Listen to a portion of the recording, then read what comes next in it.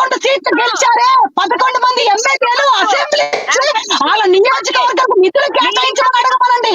దాని గురించి చర్చించండి. దాని గురించి మీరు సోషల్ మీడియాలో పోస్ట్ చేయండి. సినిమాల గురించి ఎందుకు, సినిమా జోల్ ఎందుకు మీకు, సినిమా ఊస్ ఎందుకు, సినిమా ధ్యాస ఎందుకు, ముఖ్యంగా పవన్ కళ్యాణ్ గురించి ఎందుకు మీకు?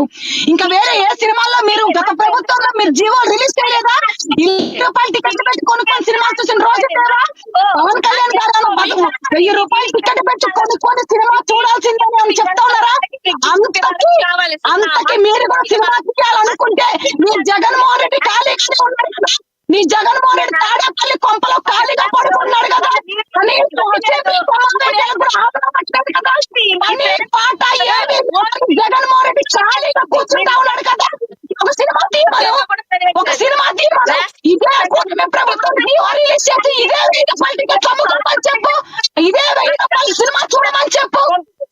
నీ జగన్మోహన్ రెడ్డి సినిమా తీయమనమ్మా. ఎవరొద్దన్నారు?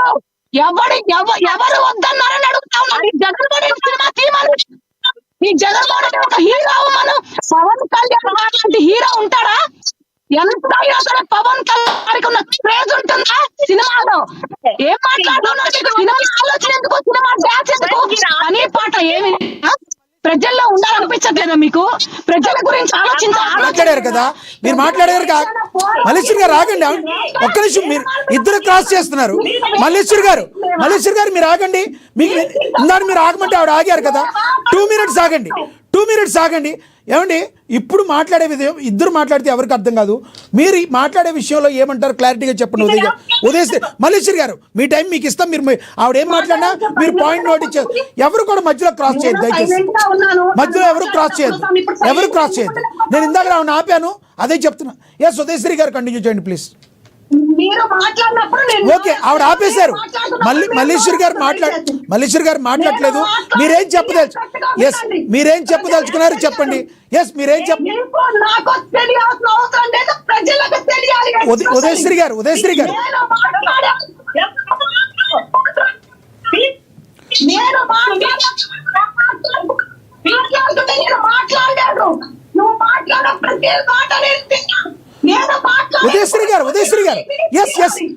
గారు వ్యక్తిగతంగా వద్దు. ఎస్ మీరు మాట్లాడండి, పాయింట్కి వచ్చేయండి ప్లీజ్. వ్యక్తిగతంగా వెళ్ళిపోతుంది, పాయింట్ గారండి ప్లీజ్. పాయింట్కి వచ్చేయండి.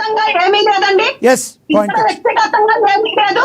ఏదైనా ఉంటే ప్రజల పక్షాన మాట్లాడాలి, ప్రజల కోసం మాట్లాడాలి, ప్రజల శ్రేయస్సు కోసం మాట్లాడాలి, ప్రజల్లో ఉపయోగం కోసం మాట్లాడాలి. కానీ సినిమాల గురించి ఎందుకు, సినిమా ఆలోచన ఎందుకు?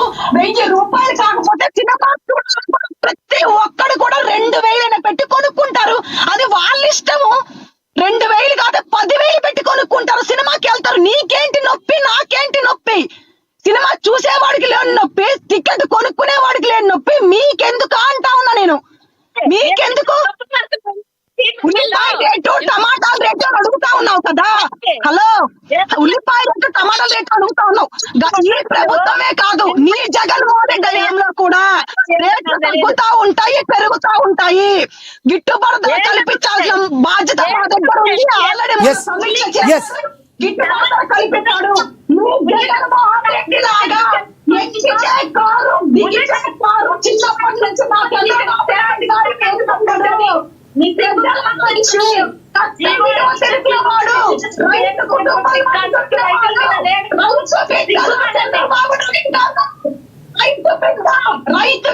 రైతు కష్టం